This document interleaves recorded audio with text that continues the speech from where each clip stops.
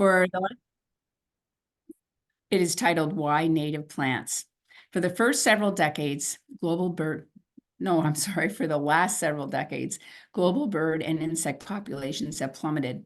Unlike many looming environmental catastrophes, this decline can be addressed in part by individuals willing to make a difference in their yards and communities. The solution: changing the way we approach landscaping. Our presenter is Keweenaw Wild Ones President Marcia Goodrich, who will discuss the importance of native plants in creating habitat that nurtures wildlife, including bees, butterflies, and birds. She will describe the special attributes of native plants and how to incorporate them into our gardens and civic landscapes. She will share examples of local native gardens, sources for buying native plants, and more. She joined with local enthusiasts and founded the Wild Ones Keweenaw chapter in 2018, and they now have more than 80 members. Consider joining. You can go to their website, keweenaw.wildones.org, to learn more about their activities, native plant sales, and to join.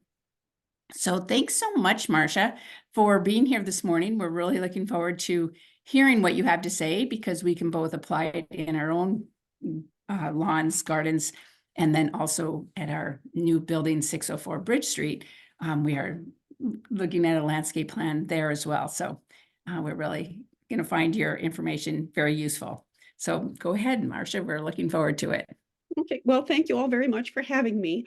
I've spent about the last 10 years trying to convince everyone I meet to grow more native plants, and so this is yet one more opportunity. I hope I get you excited about it. All right, and this will reiterate a little bit about what Joan said. Back in 1620, the Mayflower landed at Plymouth Rock, along with some of my ancestors, if my mother is to be believed. In the beginning, my folks lived off the land and the generosity of the people who were here first. Eventually, though, along with themselves, they brought plants and animals from Eurasia. The European colonists, my people, cut down the forests, drained the swamps, dammed the rivers, and even managed to turn the Midwest's tall grass prairie, which is actually found south of here, into a sterile monoculture. Like this. Yes, corn feeds a lot of cows and people, but it's still a sterile monoculture compared to America's woods, prairies, and wetlands, which were teeming with life a few short centuries ago. Few species thrive in places like this. For a while, it really wasn't so bad, because old-fashioned farming practices included hedgerows and woodlots that provided plenty of wild habitat. That was the kind of the heyday of the family farm. However, with most crops grown by big agriculture, growers wring every last nickel out of the land, saturating it with herbicides and pesticides in many cases. There's not much room for native plants or the birds and bugs that depend on them in a landscape like this. Sure, we grow lots of food, and I love that as much as anybody, but your average native plant doesn't stand a chance against all that Roundup. Plus, as we've been turning half of America into crops and rangeland, we've been converting a lot of wild country to urban development. And as you can see, there's not much room for native plants here either. We did leave some room where we could have left native plants in place, but in our zeal, we kicked them out and planted our favorites, mostly from Eurasia. It's really hard to turn your back on tulips and daffodils and the like, but any drive around suburbia shows that we especially love our lawns. The ecologist and entomologist Doug Tallamy of the University of Delaware estimates that only about 5% of our land in the lower 48 is still in its pre-settlement state, with the original ecosystem intact. That doesn't mean that you don't find wild creatures on the rest of it, but in that area, a lot of the land is simply managed for people. 400 years ago, the continent was full of native plants, and now not so much. As you have probably guessed, we have met the enemy, and as Pogo said, he is us. We kicked out the plants, and when we did, we kicked out the wildlife. But even though we have upended ecosystems all over America, we do have a chance to do something about it. As individuals, we can't do something about everything. I've told this story many times, but it's still true. A few years ago, I switched all my light bulbs to LEDs, and I really thought I'd accomplished something. But then, the polar bears just kept dying. And I felt like even though it made me feel good, I felt like I hadn't really made a difference. But I can make a difference in my own yard, and we can do that by growing native plants and giving wild creatures their homes back. There is a little bit more to it than that.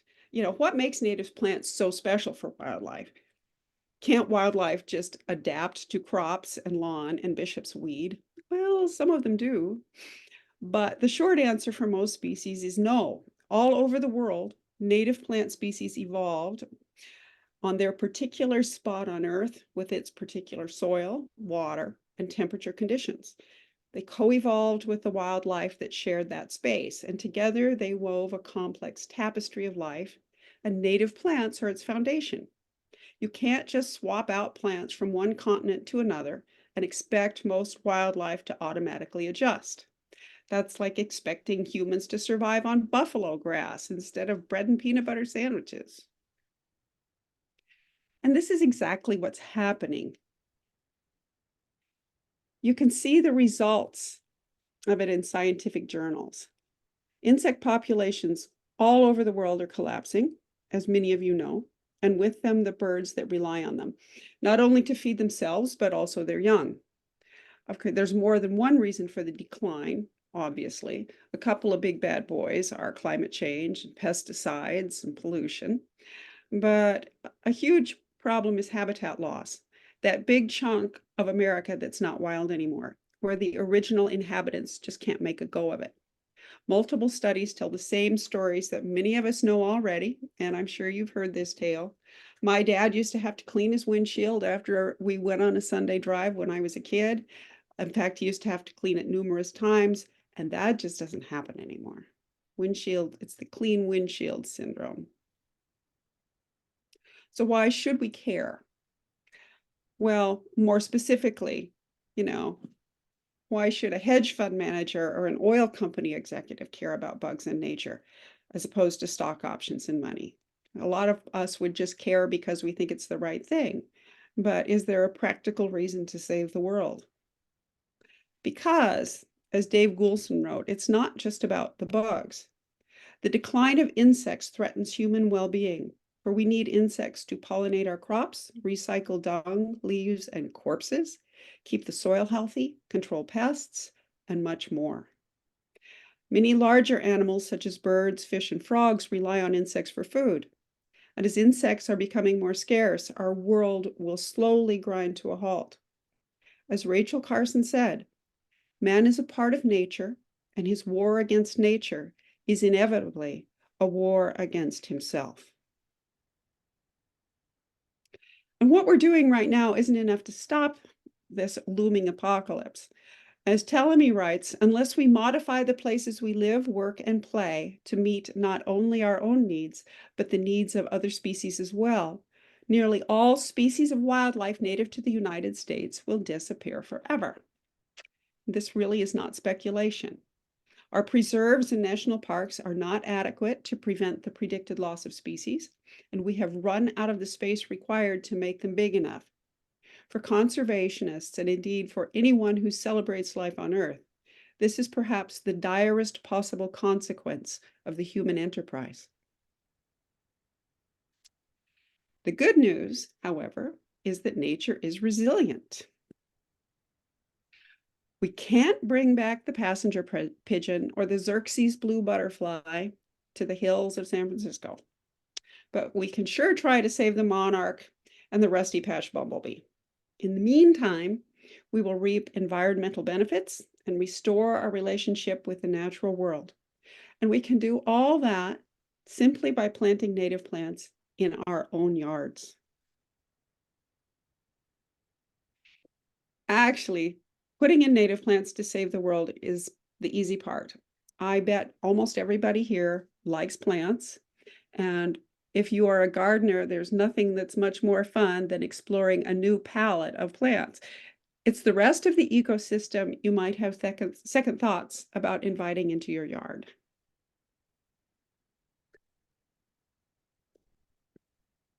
Almost everyone says they enjoy nature, but most people do not invite bugs into their yards. In fact, many of us do everything we can to keep them out. We even seek out pest-free plants and consider an insect-free yard to be healthy. That's actually quite far from the truth.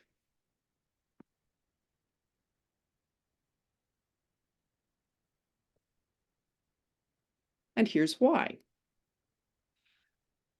And this takes me back to junior high school biology.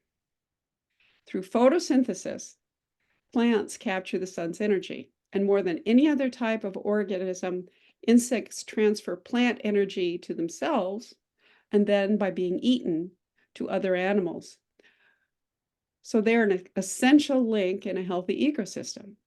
Energy transfer up the food chain doesn't happen very well at all without insects. Oddly enough, most insects are kind of fussy about what they eat, so it's important to have a diversity of plants in your yard. And there's another reason to want a vibrant insect population, because you may have guessed this already, but there's another group of animals that relies on insects.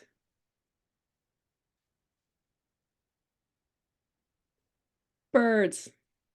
According to the Field Guide to the Birds of North America, 96% of our birds rely on insects to feed their young. Studies show that in areas where alien plants have taken over, birds are in decline. Sure, the sunflower seed feeders that are fine for many adult birds, though probably not this kestrel. But they can't feed seeds to their babies.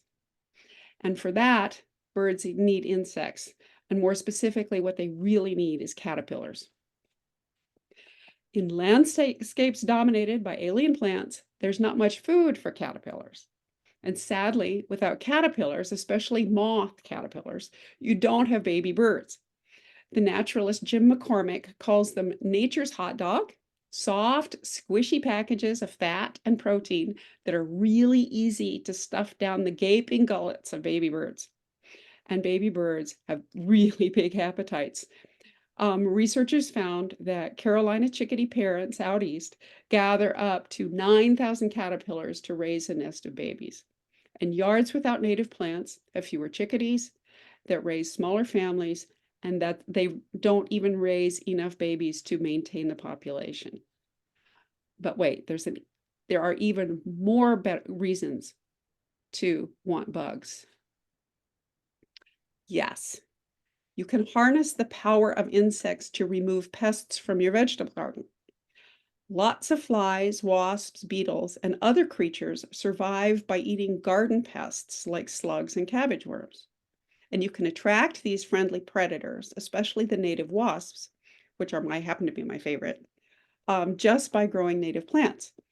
The adult wasps need two things. They need flowers, which they eat, or they eat the nectar. The adult wasps eat the nectar, and they need caterpillars to feed their young.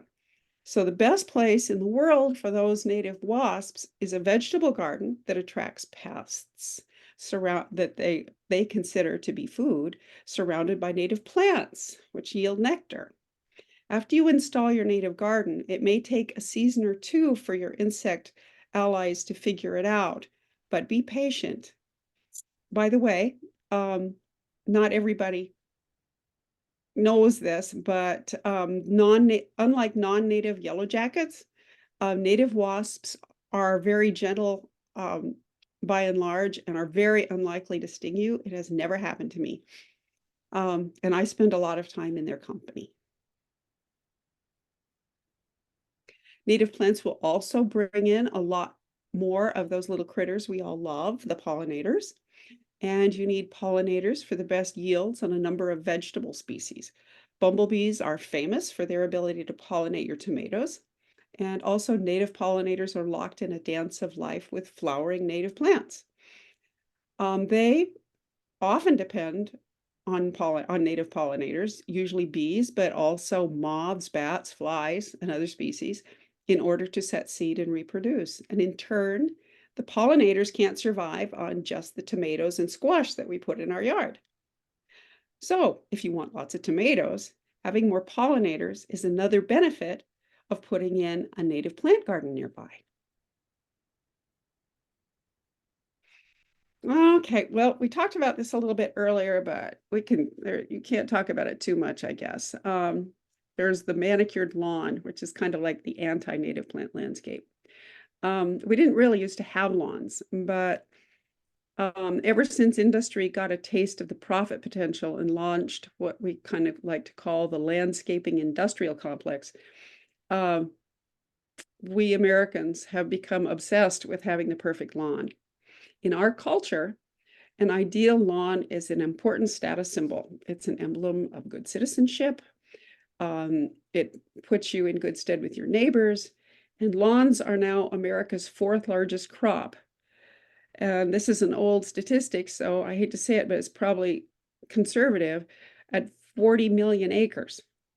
Lawns are behind corn, soybeans, and wheat in terms of acreage taken up. And it's a crop that not only doesn't feed humans, but it is literally a food desert for wildlife. There's no nectar, there's no pollen, there's no seeds for birds. Not much of anything unless you were a grazing animal.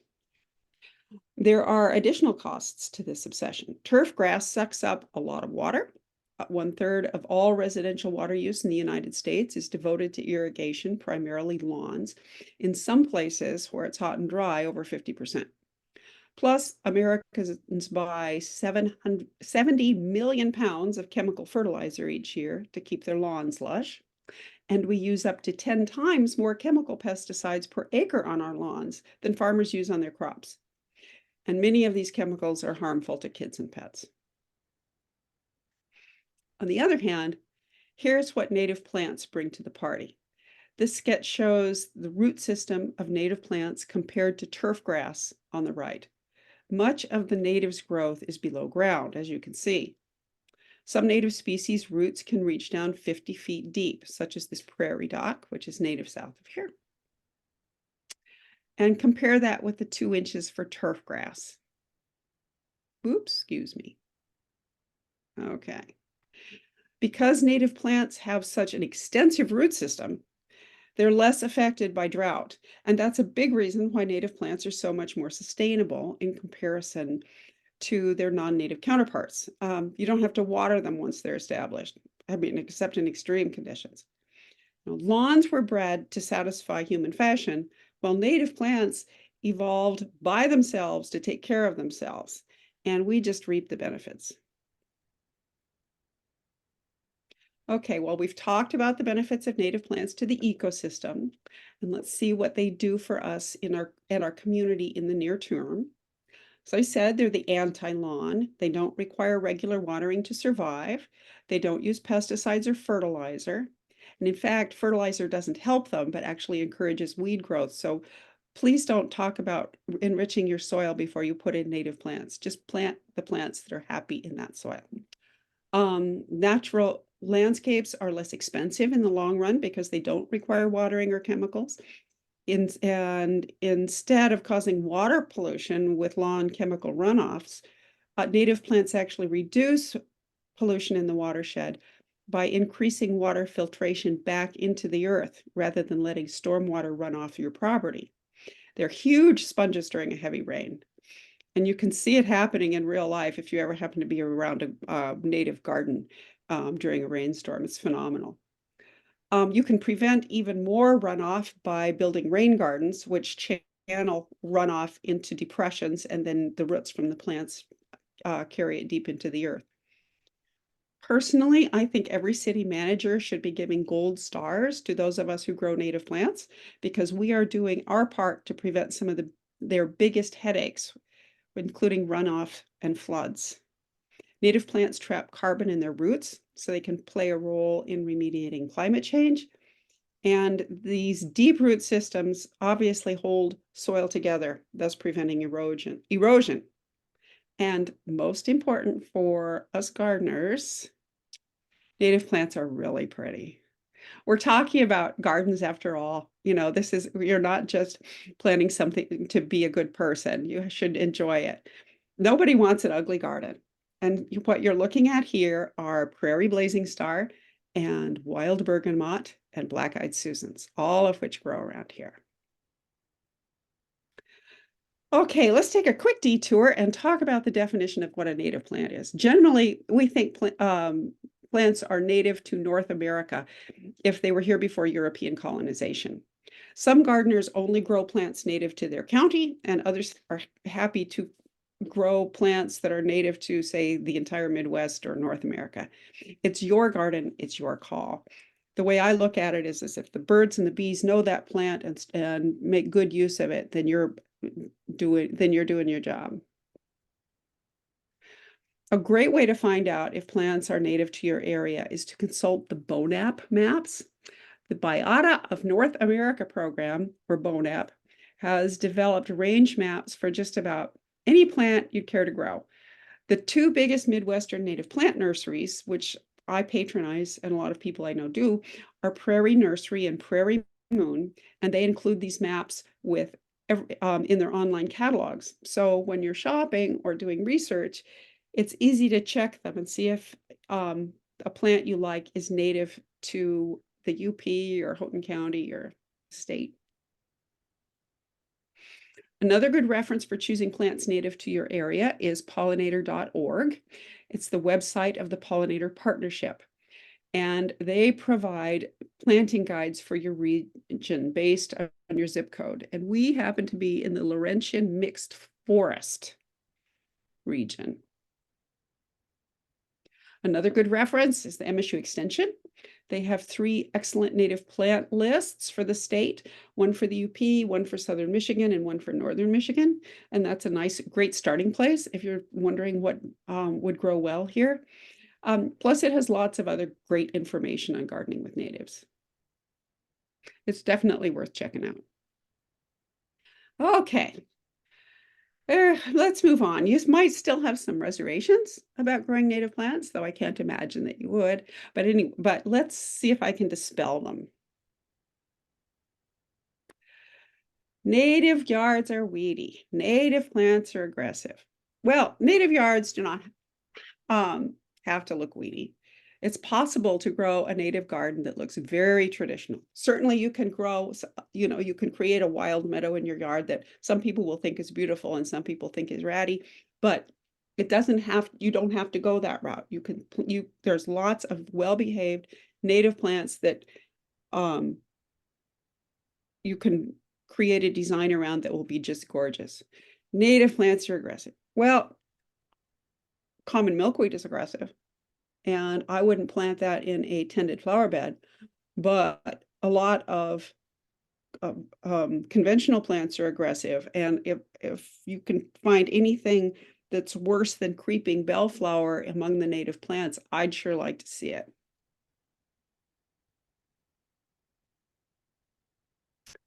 Okay, native plants attract mosquitoes. Native plants cause allergies. Well, to the extent that any vegetation attracts mosquitoes, I suppose that's true.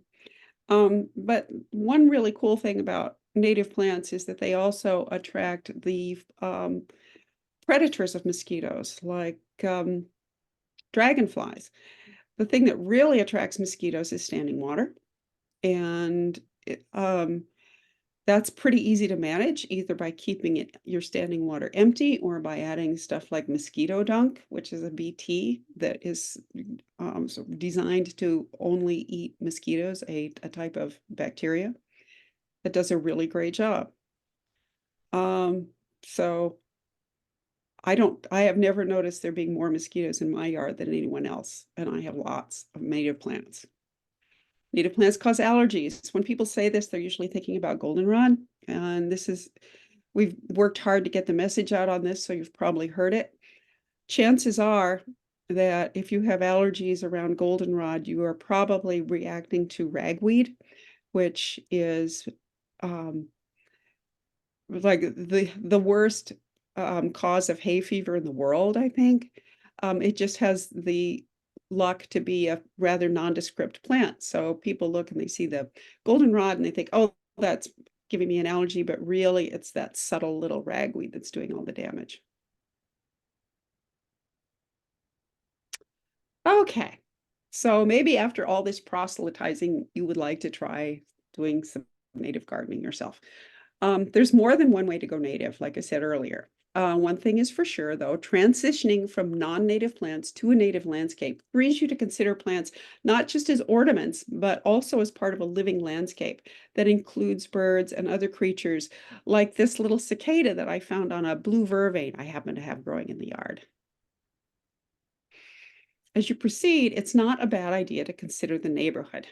Most of us want to be good neighbors, and it's possible to create a native landscaping that's stunningly beautiful while blending in with your neighbor's conventional designs.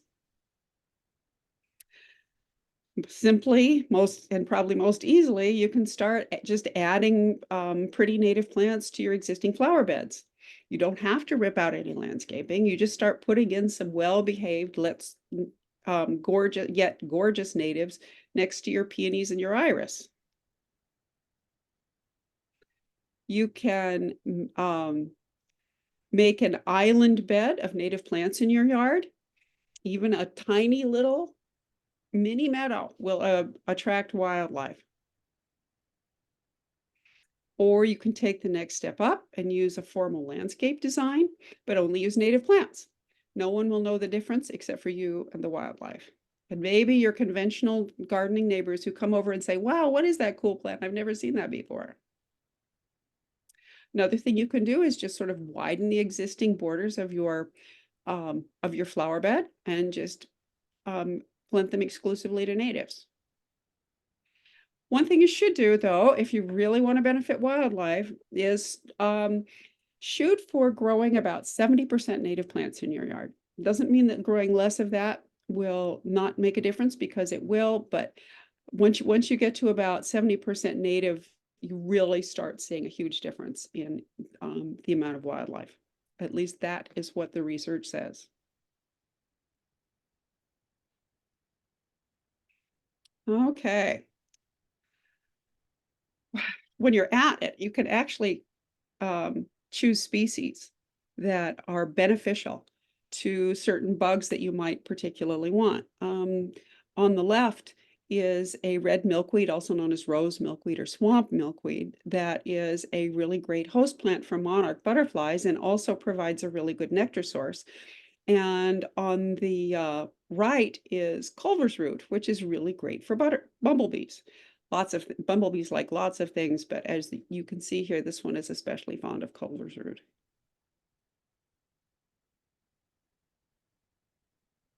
Okay, and now we go to the pretty pictures. This is an example of a typical urban yard before it was transformed into a natural landscape yard. And this is what it was like 5 years later. The street is on the right. They removed the lawn, as you can see, and planted native plants in attractive groupings, but they left paths within their property so visitors could wander through. And this is the first year of a native garden along a street in public view. The natives haven't filled in yet during the first year, so they added a few little annuals to make it colorful. And they created a border of a really great native grass called prairie dropseed around the front. It gives it a nice orderly look. And this is part of that same rain garden 2 years later. Obviously, they haven't had to add any annuals to this. And this is my front yard at its height. I don't live there anymore, and so it's not near as pretty. Even a native garden needs a gardener. But suffice it to say that I wasn't following any advice to blend in with my neighbors. Nevertheless, none of them were mad at me for this. Or at least they never told me. And here's some early summer blooms at the Marson Center near Oscar Bay. Many of you may know about this place. Jill Fisher, who's part of Keweenaw Land Trust and is a member of Wild Ones, is installing native gardens there. And this shows how nicely her garden is turning out. What you're looking at here is wild lupin on the right and wild columbine on the left, with a few little yellow black-eyed Susans in there. This is not the lupin that you normally see on roadsides, by the way. That is an import from the Northwest, and some people consider it to be an invasive. And there are not a lot of strictly native gardens in our area, but Chris Van Dommelen in Hancock, who probably has the most eye-catching garden in the Keweenaw, incorporates a lot of natives into her yard. Here you can see the pale purple coneflower in the foreground, along with the orange butterfly weed and the yellow lanceleaf coreopsis, which just loves to pop up everywhere and make itself heard. Also in Chris's yard is this planting of Pearly Everlasting, backed up by purple coneflower. Pearly Everlasting, excuse me, has a nice tendency to fill in, but doesn't seem to really duke it out too much with other plants. It just sort of slips into the empty places. And that little spark of magenta on the left is purple prairie clover getting ready to explode. And here is the Hancock Beach bioswale. This is a public native planting in progress. A few years ago, the bioswale in the middle of the Hancock Beach parking lot was overrun with invasive non-native plants. But since then, Wild Ones and the Hancock Beautification Group have been pulling the weeds and adding lots of native plants with support from the city. And it's finally starting to be presentable. On the left is butterfly weed, one of our favorites, and the photo on the right shows some of the midsummer bloomers and a little blue stem and switchgrass. Switchgrass is a big, showy native grass that isn't always perfect in a garden, but birds absolutely love it. And if you have space in your yard in the back and you want to create some good bird habitat, plant switchgrass. Native plants provide visual interest all year long, beginning in early spring, right up through winter. In the fall, the seed heads ripen and provide food for migrating birds. On the left is a little blue stem. And you can see its seed heads are this lovely silvery color with the red stems.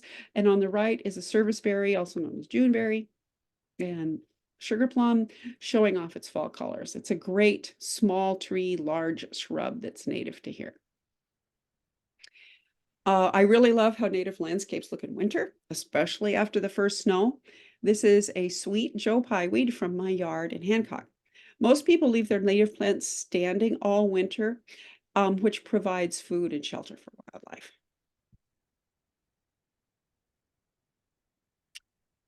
Okay. Every little step you take toward creating a healthy native habitat will make your yard more inviting to the other creatures that we share the planet with. These monarchs and hummingbird are nectaring on meadow blazing star, which is one of their favorites. You do need more than milkweed to save the monarchs. They need nectar to fuel themselves for that long trip to Mexico in the fall. Okay, and this happens to be from my new front yard in Houghton. I planted a bunch of golden groundsel, or pacra, as it's also called, in my battle against invasive periwinkle. And I was really pleased to see this little Arctic skipper visiting this spring. There will come a time when you welcome lots of insects in your yard, and not just the pretty ones, once you get into native plants. When you see a bug eating your plant, rejoice. That means that your plants are doing something that they are born to do, which is to support the entire ecosystem. Birds will come for the insects, and they love the seeds too. This is a video from our backyard when a bunch of siskins went after our sweet Joe pieweed, and I will see if I can make it work. There. And you can see it, unfortunately, siskins are not, it's not doing a very good job of running here. Well, there were about a dozen little siskins flying through our yard in the fall, and they landed on the sweet Joe pieweed and just went to town on all the seeds. It was incredible, and you're just going to have to believe me. Okay, now that you're maybe ready to replace part of your lawn, what's next? People who are new to native gardening always ask me how they can learn more about natives, and I always tell them to do what they would do if they wanted to get into any kind of gardening. And yeah, there's all kinds of great books out there, and we'll talk about that. But if you really want to just dive into the plants, get yourself some good catalogs. My favorite is Prairie Nursery, and when Prairie Moon is good too. They are easy and fun to read, and they are totally free. All you have to do is go to their websites and just order them, and you'll be on their waiting list so that, in the depth of winter when your heart is breaking because there's nothing green around, you'll get these catalogs and it will restore joy to your heart. And you can get, you can see these plants and you can order from these folks. And yes, they are highly reputable and they have good plants, but you don't have to order from them. And you can order from lots of places. Okay, there are some very reputable local nurseries. There's Dennis Greenhouse in Lake Linden. They have a really nice selection of native plants. They have lots of other things too. So if you are searching for their natives, be sure and ask them. Designs by Nature in Marquette is kind of the Cadillac of native plant nurseries, as far as I'm concerned. She actually gathers seed locally so that you have local genotypes to grow your plants with. And she uses absolutely no pesticides. And she has a really big selection. The downside is that you cannot go there and shop. You have to order online and either pick them up there or I guess she's starting to ship now this year. But it's well worth looking at her website. The prices are reasonable and she has amazing plants. And finally, there's Hanson Garden Village in Rhinelander, where I happen to be going tomorrow on a carpool with a bunch of other plant ladies. They have 2 whole greenhouses full of native plants, hundreds, dozens, if not hundreds of plants. And it's really, it's well worth the trip if you are a plant woman like I am. And then finally, there's plenty of other native plant nurseries online so that you can check out. And I gather that growitbuildit.com also has a list of native nurseries. Also, we always appreciate it if you consider purchasing some plants from Keweenaw Wild Ones. It's our biggest fundraiser of the year, and we put out all kinds of publicity about it. We're reasonable and we're nice. Okay, now a couple of things that I would pray that people not do, and this happens all the time when people start getting into native plants and they think they're doing the right thing. And probably the worst thing you can do is get a wildflower in a can mix. There are plenty of disreputable, and that's how I feel about them, nurseries out there that will tell you that you're going to get a wildflower meadow. And it's full of non-native plants. Well, they're native to somewhere, they're native to Central Asia, they're native to Poland, but they're not native to here. And you'll get a great flush of bloom, and then you'll either end up with 1 or 2 species or it all dies.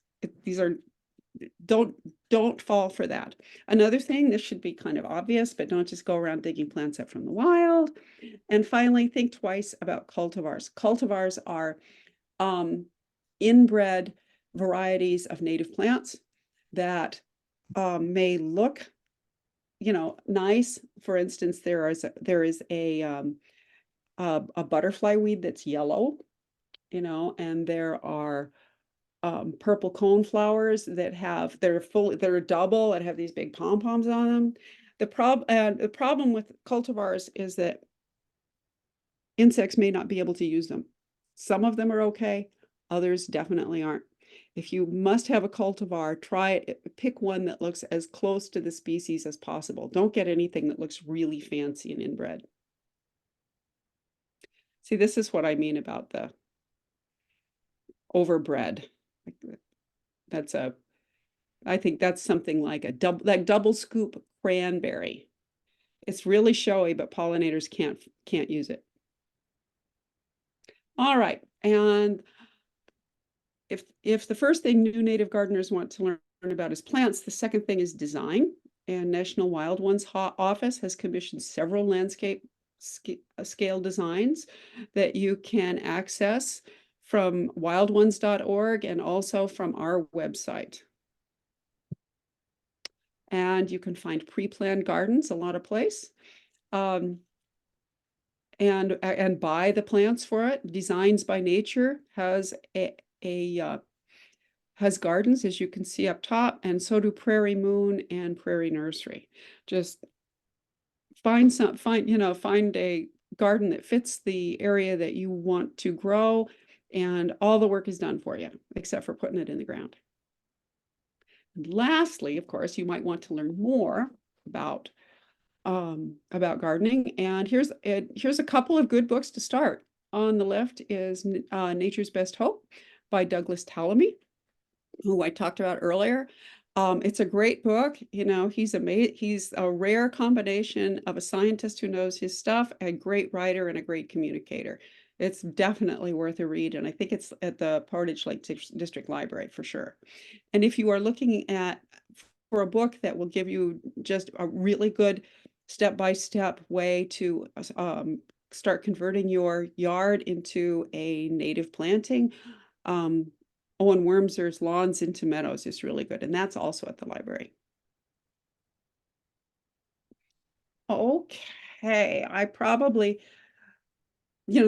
this slide is just on the verge of being out of date. Wild Ones is holding a book club on attracting birds, butterflies, and other backyard wildlife, which is another good reference.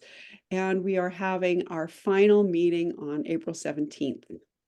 So we probably don't have to talk too much about that. I don't think anybody's gonna grab that book and show up. All right, so now you know what you can do to heal the earth. You just grow more native plants. You know, they're sustainable, they require few inputs, they restore the landscape by reducing erosion and keeping water on site. They're beautiful.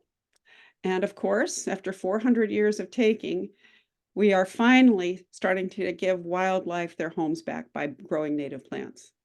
So my advice is take the plunge, be willing to experiment in your garden, get some books on native plants and landscaping. This is a joint venture with nature, and we are all part of the web of life. If you'd like to learn more and become part of the native plant movement, consider joining Wild Ones. Here's some of the stuff we do. Plant sales programs, we do wildflower walks, and we had a garden tour last year, planning another one. There's lots, it's a great chance to learn more about native plants and talk with people who are like-minded and can help you out. It's a chance to make a real difference in your community. Healing the earth one yard at a time. Thank you so much for coming today. I really appreciate it. Great. Well, we appreciate having you, Marcia. Thanks. So much really useful information and at a perfect time of year. So that is great. We'd like to give people an opportunity